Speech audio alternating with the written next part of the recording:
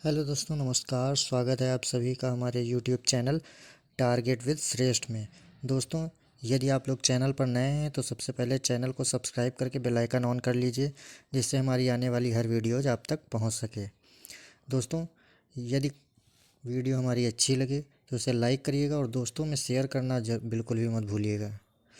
दोस्तों, मैं उम्मीद करता हूं कि आप लोगों ने मेरी पहली वाली जो है क्लास ज़रूर देखी होगी, और अगर आप चैनल पर नए जुड़े हैं तो दोस्तों पहली वाली क्लास को भी आप लोग ज़रूर देखिएगा। उसमें भी बहुत हेल्पफुल क्वेश्चन कराए गए हैं जो एग्ज़ाम के दृष्टिकोण से बहुत ही महत्वपूर्ण हैं।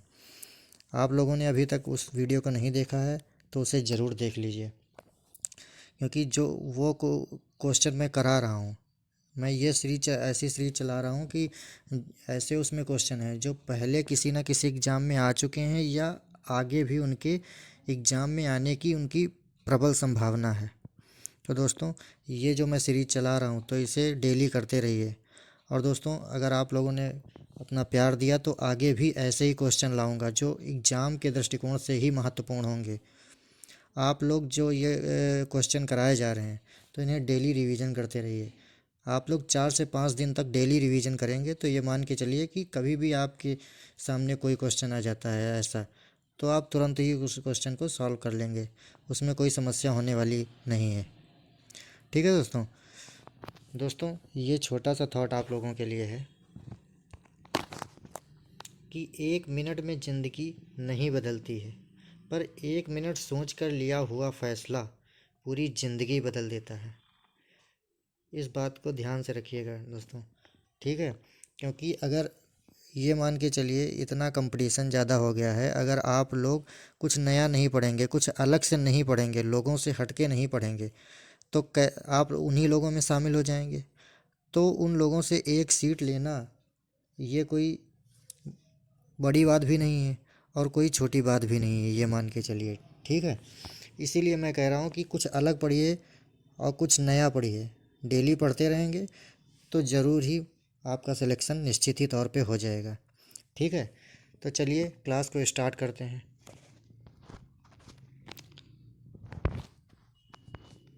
दोस्तों, ये हमारा पहला क्वेश्चन दिया गया है कि फोटोग्राफी प्लेट के ऊपर किस रासायनिक पदार्थ का प्रयोग करते हैं। ठीक है, फोटोग्राफी प्लेट जो होती है उस पर किस रासायनिक का प्रयोग किया जाता है। तो दोस्तों, फोटोग्राफी प्लेट जो है इसमें आपको 4 ऑप्शन दिए गए हैं। ऑप्शन नंबर ए दिया गया है कि मैग्नीशियम सल्फेट का प्रयोग करते हैं, एल्यूमिनियम सल्फेट का प्रयोग करते हैं, हाइड्रोजन सल्फाइड का प्रयोग करते हैं, या फिर सिल्वर हैलाइड का प्रयोग करते हैं। तो दोस्तों, फोटोग्राफी प्लेट के ऊपर जो है वो मैग्नीशियम सल्फेट का प्रयोग किया जाता है। मैग्नीशियम सल्फेट का प्रयोग फोटोग्राफी प्लेट के ऊपर किया जाता है। और मैग्नीशियम सल्फेट के बारे में एक चीज़ और याद रखिएगा कि मैग्नीशियम सल्फेट को एप्सम नमक के रूप में भी जाना जाता है। मैग्नीशियम सल्फेट जो है इसको एप्सम नमक के रूप में एप्सम नमक के रूप में भी जाना जाता है। नमक के रूप में जाना जाता है। ये जो नीचे पॉइंट मैं लिखवा रहा हूँ इनको भी आप लोग स्क्रीनशॉट ले लीजिएगा या अपनी कॉपी में लिख लीजिएगा, क्योंकि नीचे वाली चीज़ें भी उतनी ही महत्वपूर्ण है जितनी ये महत्वपूर्ण है, ठीक है। तो ध्यान रखिएगा इस बात को। चलिए बढ़ते हैं नेक्स्ट क्वेश्चन की तरफ। नेक्स्ट क्वेश्चन हमारा क्या है कि भीमबेटका की गुफाएं कहाँ अवस्थित हैं। तो दोस्तों, भीमबेटका की गुफाएं ये राजस्थान में स्थित हैं, उत्तर प्रदेश में स्थित हैं, बिहार में स्थित हैं, या फिर मध्य प्रदेश में स्थित हैं। तो दोस्तों, भीमबेटका की गुफाएं जो हैं वो मध्य प्रदेश में स्थित हैं। मध्य प्रदेश में भीमबेटका की गुफाएं स्थित हैं। अच्छा, इसकी खोज कब हुई थी, भीमबेटका की खोज, इसकी खोज कब हुई। तो इसकी खोज जो है 1958 में 1958 में वी.एस. वाकडकर ने की। वी.एस. वाकडकर, इन्होंने भीमबेटका की खोज की थी। ध्यान रखिए, सारे पॉइंट को जो है आप नोट कर लीजिएगा, ध्यान रखिएगा सारे पॉइंट। चलिए बढ़ते हैं अपने नेक्स्ट क्वेश्चन की तरफ। नेक्स्ट क्वेश्चन हमारा क्या कह रहा है कि फैज़ अहमद फैज़ कौन थे। ये देखिए, फैज़ अहमद फैज़ ये कौन थे। इसमें आपको चार ऑप्शन दिए गए हैं। पहला ऑप्शन दिया गया है कि मुग़ल बादशाह थे, मुग़ल सेनापति थे, शायर थे, या फिर गायक थे। तो दोस्तों, फैज़ अहमद फैज़ जो हैं, फैज़ अहमद फैज़ ये शायर थे। ठीक है। अच्छा, इनका जन्म कब हुआ था? फैज़ अहमद फैज़ का इनका जन्म जो है ये 13 फरवरी 1911 को, 13 फरवरी 1911 को सियालकोट पंजाब में हुआ था। सियालकोट, ध्यान रखिएगा, पंजाब में हुआ था। ठीक है। चलिए बढ़ते हैं अपने नेक्स्ट क्वेश्चन की तरफ। वी कुंजमणि कौन है? तो दिया गया वी कुंजमणि कौन है। तो इसमें दिया गया तबला वादक हैं, बांसुरी वादक हैं, सरोद वादक हैं, या इनमें से कोई नहीं। तो वी कुंजमणि दोस्तों जो है ये बांसुरी वादक हैं, बांसुरी वादक हैं वी कुंजमणि। अच्छा, इनकी मृत्यु को भी याद रखिएगा, एक बार पूछा भी जा चुका है विंज कुंजमणि के बारे में। इनकी मृत्यु जो है वो 13 नवंबर 2010 को चेन्नई में हुई थी।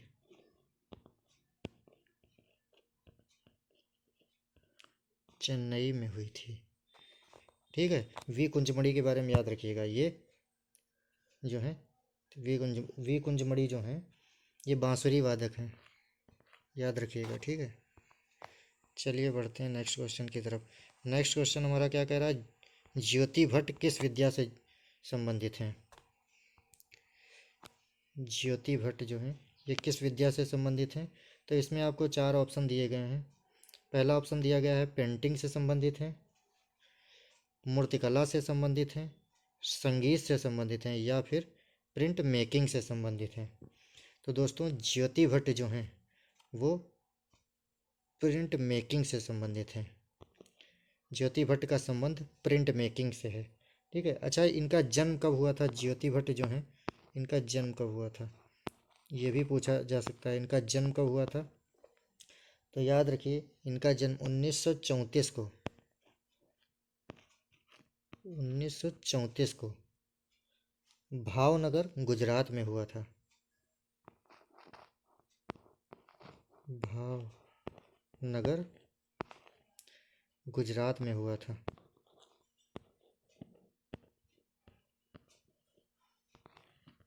याद रखिएगा इनके बारे में। चलिए चलते हैं अपने अगले क्वेश्चन की तरफ। अगला क्वेश्चन हमें दिया गया है कि बोधि वृक्ष क्या है।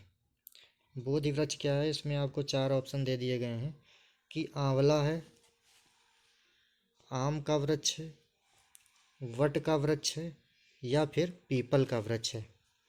तो दोस्तों, बोधि वृक्ष जो है वो पीपल के वृक्ष को ही बोधि वृक्ष कहा गया है। इसमें इसी के नीचे जो है, पीपल के वृक्ष के नीचे ही जो है गौतम बुद्ध को ज्ञान की प्राप्ति हुई थी। बोधि, ठीक है, गौतम बुद्ध को ज्ञान की प्राप्ति जो है इसी वृक्ष के नीचे हुई थी।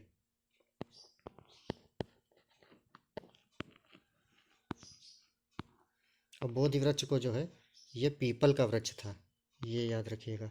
और गौतम बुद्ध को ज्ञान की प्राप्ति बोधि वृक्ष के नीचे ही हुई थी। ठीक है। चलिए देखते हैं अपना नेक्स्ट क्वेश्चन। नेक्स्ट क्वेश्चन हमें दिया गया है कि टर्नर किस लिए जाने जाते हैं। टर्नर किस लिए जाने जाते हैं। तो इसमें आपको चार ऑप्शन दिए गए हैं कि प्रिंट मेकिंग के लिए जाने जाते हैं, भूदृश्य चित्रकार के लिए जाने जाते हैं, या मुखाकृति चित्रकार के लिए जाने जाते हैं, या फिर मूर्तिकार के लिए जाने जाते हैं। तो दोस्तों टर्नर जो हैं वो भूदृश्य चित्रकार के रूप में जाने जाते हैं। भूदृश्य चित्रकार के रूप में टर्नर जाने जाते हैं। अच्छा, टर्नर का पूरा नाम क्या है? कई बार क्वेश्चन ये आ चुका है कि टर्नर का पूरा नाम क्या है। तो टर्नर जो है इनका पूरा नाम है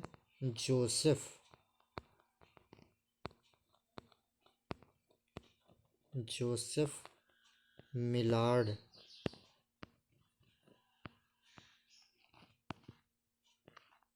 विलियम टर्नर, ये इनका पूरा नाम है। नाम थोड़ा बड़ा है लेकिन याद इसको करना है आपको। जोसेफ मिलार्ड विलियम टर्नर, ये इनका पूरा नाम है। याद रखिएगा, इनका नाम महत्वपूर्ण है, पूछा जा सकता है। ठीक है, चलिए देखते हैं अपना नेक्स्ट क्वेश्चन।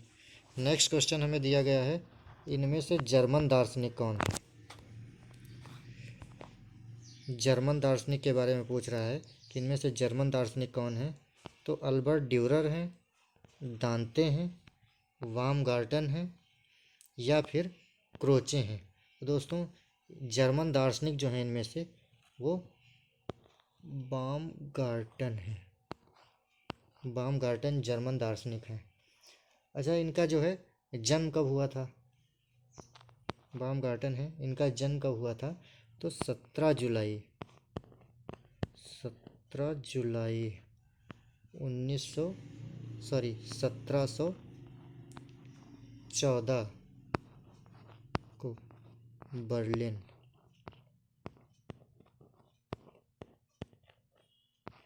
जर्मनी में हुआ था। जर्मनी में हुआ था। याद रखिएगा इनके बारे में ये चीज़ भी जो मैं नीचे लिखवा रहा हूँ। ठीक है, ध्यान रखिएगा। हमारा अगला क्वेश्चन क्या कह रहा है, भारत कला भवन के संस्थापक कौन थे? तो दोस्तों भारत कला भवन के संस्थापक जो हैं इसमें हमको 4 ऑप्शन दे दिए गए हैं। पहला ऑप्शन दिया गया है राय आनंद कृष्ण, राय कृष्णदास, नवल कृष्ण या जे स्वामीनाथन। तो भारत कला भवन के संस्थापक जो हैं दोस्तों वो राय कृष्ण दास हैं। ठीक है। अच्छा, इसकी स्थापना कब हुई थी? भारत कला भवन की स्थापना कब हुई थी? तो इसकी स्थापना जो है, स्थापना 1920 को वाराणसी में हुई थी। ठीक है, भारत कला भवन की स्थापना जो है 1920 को वाराणसी में हुई थी। अच्छा, इसके प्रथम अध्यक्ष कौन थे? भारत कला भवन के प्रथम अध्यक्ष कौन थे? तो प्रथम अध्यक्ष जो हैं, प्रथम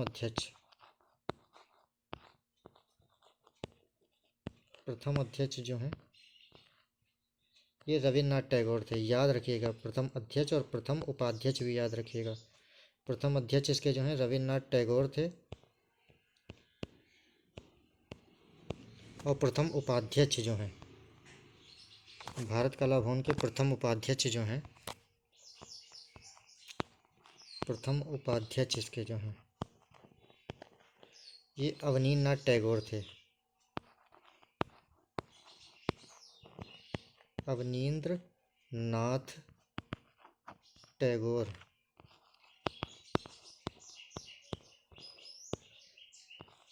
इसके प्रथम उपाध्यक्ष थे। ठीक है, क्लियर हो गया। चलिए बढ़ते हैं अपने नेक्स्ट क्वेश्चन की तरफ। नेक्स्ट क्वेश्चन हमारा दिया गया है कि अकादमिक शैली का चित्रकार कौन था? अकादमिक शैली का चित्रकार कौन था? इसमें हमें 4 ऑप्शन दिए गए हैं, श्रीधर महापात्रा, सुखवीर सिंह सिंघल, रघुनाथ महापात्रा या फिर नित्यानंद महापात्रा।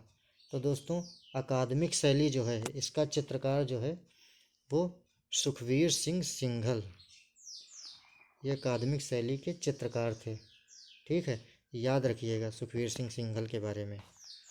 हमारा अगला क्वेश्चन क्या है कि चित्र के लिए सबसे महत्वपूर्ण घटक क्या है? चित्र के लिए सबसे महत्वपूर्ण घटक, इसमें भी 4 ऑप्शन दिए गए हैं। पहला ऑप्शन दिया गया है कि अच्छा कागज होना चाहिए, अच्छा दृश्य होना चाहिए, अच्छा संयोजन होना चाहिए या फिर अच्छा रेखांकन होना चाहिए। दोस्तों चित्र के लिए सबसे महत्वपूर्ण घटक जो है वो अच्छा रेखांकन होना चाहिए। अच्छा रेखांकन चित्र के लिए सबसे महत्वपूर्ण घटक होना चाहिए। अच्छा, भारतीय चित्रकला क्या है? बहुत बार क्वेश्चन ये आ चुका है कि भारतीय चित्रकला क्या है। तो दोस्तों, भारतीय चित्रकला जो है वो रेखा प्रधान कला है। रेखा प्रधान कला है। रेखा प्रधान कला है। रेखा प्रधान कला जो है भारतीय चित्रकला है। भारतीय कला क्या है? तो भारतीय चित्रकला तो रेखा प्रधान हो गई। फिर भारतीय कला जो है वो धर्म प्रधान कला है। धर्म प्रधान धर्म प्रधान कला है। ठीक है। उसके बाद भारतीय अलंकरण की प्राचीन विशेषता क्या है? ये क्वेश्चन भी कई बार आया हुआ है कि भारतीय अलंकरण की प्राचीन विशेषता। तो भारतीय अलंकरण की प्राचीन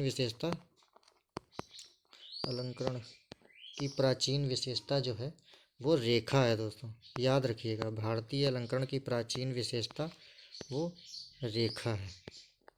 ठीक है, इतना क्लियर होगा। अगर एक बार में क्लियर नहीं हो रहा दोस्तों तो वीडियो को 1 से 2 बार देखिएगा। 2 बार देखेंगे, 3 बार देखेंगे, चीज़ें अपने आप समझ में आनी शुरू हो जाएंगी। लेकिन जो है इन क्वेश्चंस को देखिएगा ज़रूर, क्योंकि आप देखेंगे समझेंगे तभी सही कर पाएंगे। आप ये समझिए कि एक बार में पढ़ के इनको जो है सही किया जा सकता है, तो ऐसा बिल्कुल भी नहीं है। इसको 2 से 3 बार 4 बार वीडियो देखेंगे और 3 4 5 बार पढ़ेंगे तो वो जो है अपने आप चीज़ें समझ में आने लगेंगी और एग्ज़ाम में अपने आप सही भी हो जाएगा। ठीक है, तो ये ध्यान रखिएगा इस बात को। हमारा अगला क्वेश्चन क्या है? वानगो और निराला।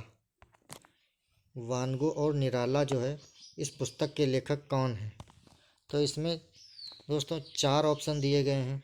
पहला ऑप्शन दिया गया है doctor Annapurna Shukla. B option दिया गया है Neelima Vashishtha. Option number C दिया गया है वंदना जोशी, या फिर ऑप्शन नंबर डी दिया गया है रीता प्रताप। तो दोस्तों, वानगो और निराला पुस्तक के लेखक जो हैं वो डॉक्टर अन्नपूर्णा शुक्ला हैं। ठीक है, डॉक्टर अन्नपूर्णा शुक्ला जो हैं वो वानगो और निराला पुस्तक के लेखक हैं। ठीक है, चलिए हमारा नेक्स्ट क्वेश्चन क्या है? रत्नावली के लेखक कौन है?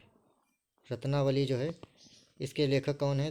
तो इसमें 4 ऑप्शन दिए गए हैं। पहला ऑप्शन दिया गया है कि कालिदास हैं, बाणभट्ट हैं, अश्वघोष हैं, या फिर नारायण मुनि हैं। तो दोस्तों, रत्नावली पुस्तक जो है इसके लेखक जो हैं वो अश्वघोष हैं। याद रखिएगा, महत्वपूर्ण पुस्तक है ये। रत्नावली पुस्तक के लेखक जो हैं वो अश्वघोष हैं। हमारा नेक्स्ट क्वेश्चन क्या है? नाटक, रूप, प्रहसन ये सभी किसके भेद हैं? नाटक, रूप, प्रहसन ये सभी किसके भेद हैं? इसमें 4 ऑप्शन दिए गए हैं आपको। पहला ऑप्शन दिया गया प्रकरण, श्रृंगार, रस, या फिर भाव। तो दोस्तों, नाटक, रूप, प्रहसन ये सभी जो हैं वो प्रकरण के भेद हैं। नाटक, रूप, प्रहसन जो हैं वो प्रकरण के भेद हैं। याद रखिएगा इसको। हमारा नेक्स्ट क्वेश्चन है रिद्धि सेन क्या है? तो दोस्तों, रिद्धि सेन जो हैं वो चित्रकार हैं, कवि हैं, अभिनेता हैं, या फिर साहित्यकार हैं। तो दोस्तों, रिद्धि सेन जो हैं वो अभिनेता हैं। याद रखिएगा, ऐसे क्वेश्चन भी आते हैं, इसमें दे देगा, किसी पूछेगा ये चित्रकार है, मूर्तिकार, वास्तुकार, अभिनेता क्या है, तो याद रखिएगा ऐसे क्वेश्चंस को भी। ठीक है, तो रिद्धि सेन जो हैं वो अभिनेता हैं। ठीक है, हमारा अगला क्वेश्चन क्या है? चींख नामक चित्र बहुत महत्वपूर्ण है, वेरी मोस्ट इम्पॉर्टेंट। ये क्वेश्चन कई बार कई परीक्षाओं में आ चुका है। चींख नामक चित्र बहुत महत्वपूर्ण है, याद रखिएगा इसको। इसमें 4 ऑप्शन दिए गए हैं Picasso, Max Beckmann, Edvard Munch, Otto Dix. तो दोस्तों, चीख नामक पुस्तक के जो लेखक हैं वो एडवर्ड मुंक हैं।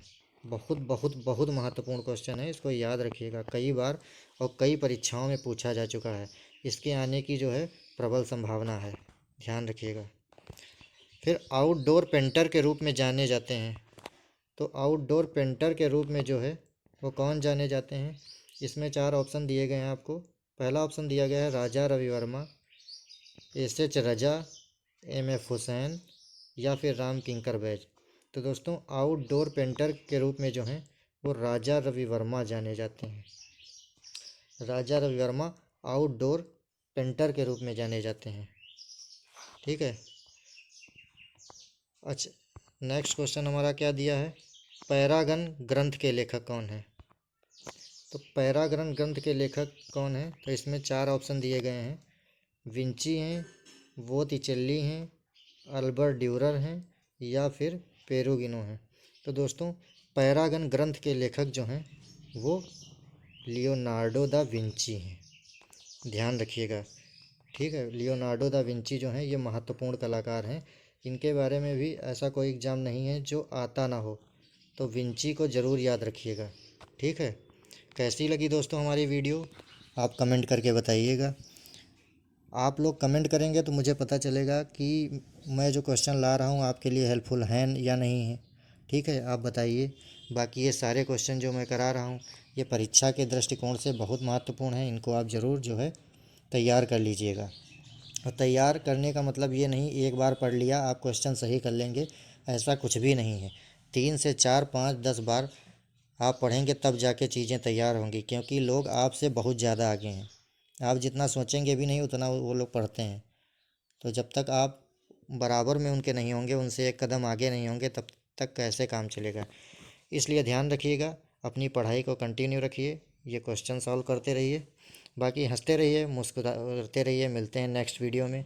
तब तक के लिए राधे राधे, जय श्री कृष्णा, जय हिंद, जय भारत।